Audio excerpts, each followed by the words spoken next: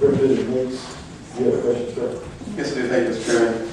You talked about state control, and it kind of jarred my memory. I have a couple of questions for you. It's my understanding, and I'm going to use a specific example because it seems to be the one that's on everybody's mind when you talk about state control. Recently, the Health and Human Secretary, Kathleen Sebelius, her area came down with the contraception mandate, saying that I guess every insurance policy that will be in the exchange has to cover contraceptions, has to cover abortion-inducing drugs, and has to cover whatever else.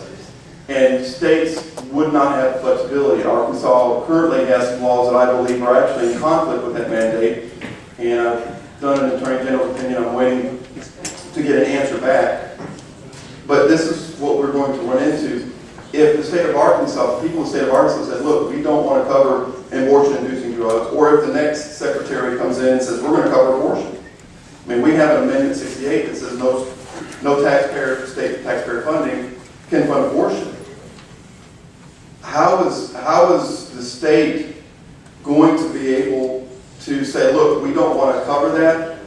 We've had religious groups that say, look, we're not going to comply with this new mandate. When you talk about state control or state flexibility, it would seem to me that if the federal government puts down these mandates, we set up the exchange, whether it be state, whether it be federal, whatever the case would be, we really don't have the flexibility to say no as a state if it's something that's going to be bad for the people of Arkansas.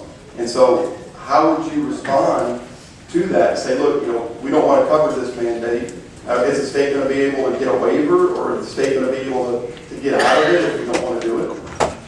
We're going to have some control of the essential benefits under this model. However, the federal law can trump our law.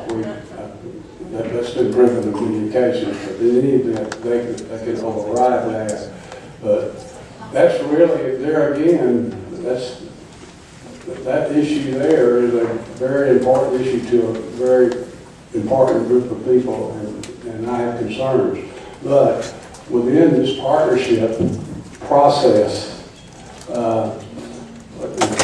if the federal law dictates those type of coverages, they can override state law on those types of coverages. That's true when we have the partnership or an exchange or anything. That's unfortunately true. That is also debatable. I mean, that's what the courts of law are for. But really, that's a big picture issue. I know it's very, very important, but it really is not whether we do the partnership or not. That issue looms there, and it will have to be decided probably in the courts some way. All right. Well, just talking with my constituents and Arkansans or whatever, they're not happy that potentially their money is going to be used or to mandate something that they are conscientiously, that they morally have an objection to. And here we are going to go forward with this exchange, which is basically going to hamstring us, that we're going to have to follow the benefits, we're going to have to follow the dictates of whatever the federal government puts down, whether we like it or not. And that just again, seems to me... Well, I understand and respect your concern.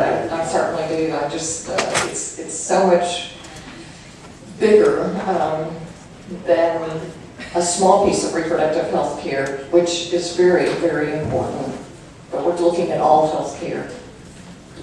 So I agree. there again, that's certainly, I respect anybody's position on that, but it's not dealt with within this partnership agreement. There's no way for us to deal with it here, unfortunately.